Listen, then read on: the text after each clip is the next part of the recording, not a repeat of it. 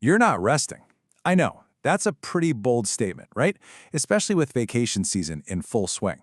But here's the thing we're going to dig into today. For so many high performers that break your planning, it isn't really a break at all. So let me ask you, and be honest with yourself for a second. Are you really taking a vacation, or are you just relocating your stress to a place with a nicer view? It's a really important question, because how you answer it says a lot about how close you are to burnout. So, in the next few minutes, we're going to break down the 4 biggest vacation traps that most leaders fall right into. We'll look at what this is actually doing to your brain, and, most importantly, the simple steps you can take for real, genuine recovery. All right, so let's get into these traps. And here's the big paradox, isn't it? Why is it that the most disciplined, most effective people are often the absolute worst at taking vacations? Well, it turns out that the very same optimization mindset that makes you a rock star at work completely, totally backfires when you try to apply it to rest. Let's break down the 4 most common ones. Okay, trap number 1. I bet this sounds familiar. It's the check-in spiral. You know the line. You tell your team, you tell yourself, hey, I'll just check in for an hour a day. It sounds so reasonable, so responsible. But come on, does it ever actually stay at one check-in? No way. That quick email scan snowballs into a full-blown decision thread, and suddenly you're managing a crisis from a pool chair, telling yourself this is work-life balance. It's not. And here's the science of why that little check-in is so damaging. Your brain never gets the memo that it's time to actually start recovering. It just thinks the work cycle is on a quick pause, so it keeps all those systems on standby, just humming in the background, burning fuel. The key takeaway here is huge. Partial disconnection is a total myth. It just doesn't work. Now, the second trap is a little sneakier, and it's especially dangerous for those of you who genuinely love what you do. This is when you rebrand work as vacation. You know, you're reading business books on the beach, you're listening to strategy podcasts on a hike, or you're using your quote-unquote downtime to map out the next quarter. You tell yourself, oh, this isn't work, it's just professional development.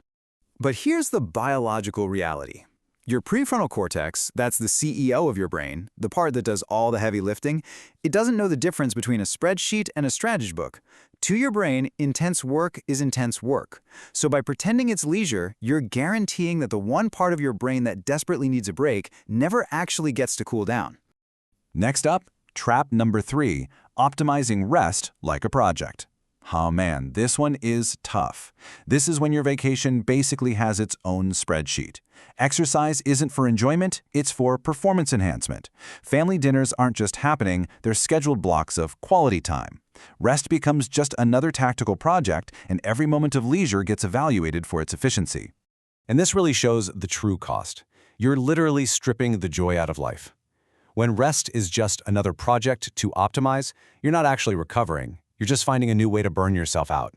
Joy isn't supposed to be an accident, it's supposed to be the whole point. And the final trap. This one happens when you get back. It's returning without any real structure. You know the feeling. You survive that absolutely chaotic week before you leave, you have your vacation, and then you open your laptop on Monday morning and it's just an avalanche. An inbox with thousands of messages, a calendar that's packed solid. You're overwhelmed before you've even had your coffee. So listen, this is so crucial. Your re-entry plan is just as important as your vacation plan. If you don't have a protocol for your return, any benefit you got from being away is completely gone by Tuesday morning. You're left feeling like you never even left in the first place. Now, these traps aren't just bad habits. They have real, measurable consequences happening inside your head. So let's take a look at what's actually happening in your brain when you fail to truly disconnect. Researchers actually have a name for this. It's called cognitive load persistence. It's a fancy way of saying that even when your out-of-office is on and you're miles away, your brain just keeps running those work loops in the background. You've left the office, but the office has absolutely not left your brain. This analogy is perfect. Think about it. Leaving your car running 24/7. At first, you might not notice anything wrong, but all that time, that low-level activation is creating wear and tear. It accumulates quietly, relentlessly, until something finally gives. That's what's happening. Stress hormones stay high, sleep gets shallower, and your resilience is just being eroded day by day. And this all leads to a really predictable downward spiral. It starts with that chronic activation we just talked about. Then your emotional resilience starts to fray. You find yourself getting annoyed by little things that never used to bother you. And finally, all that accumulated debt of rest just lands all at once. This is exactly why burnout often feels so sudden. It's not. It's just the inevitable result of a system that's been running way too hot for way too long. Okay, so that's the problem. It sounds a little bleak, I know. But what's the solution? Well, the key is to completely reframe what rest even means. Real rest isn't just about being passive. It's not about doing nothing. It's an active process. It's about giving your brain and your nervous system genuine closure. So let's compare. Fake rest is all about vague intentions, like, I'll try to unplug. Real recovery is about creating specific, documented boundaries. Fake rest is rebranding work as leisure.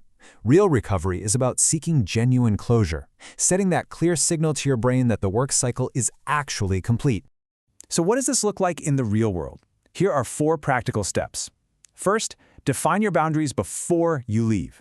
Who is the single point of contact for a true emergency, and what exactly defines an emergency?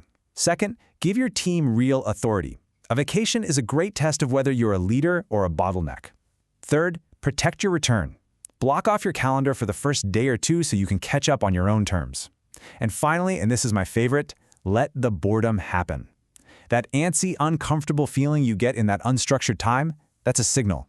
Your nervous system is showing you how dependent it's become on stimulation. Sitting with it is a huge part of recovery. Now, let's zoom all the way out, because this isn't just about vacation tactics. Your ability, or your inability to rest, it points to something much, much deeper about your identity. The leaders who can truly disconnect are the ones who have done the tough internal work of separating their identity from their performance. They know their value doesn't just evaporate when they put their phone down. But the leaders who can't step away, they're often running from the fear that without that constant motion, without the inbox, their worth actually diminishes. So I want to leave you with this question to really reflect on. If you feel that pull to check in, to stay productive, to optimize your downtime, don't just ignore it. Pay attention.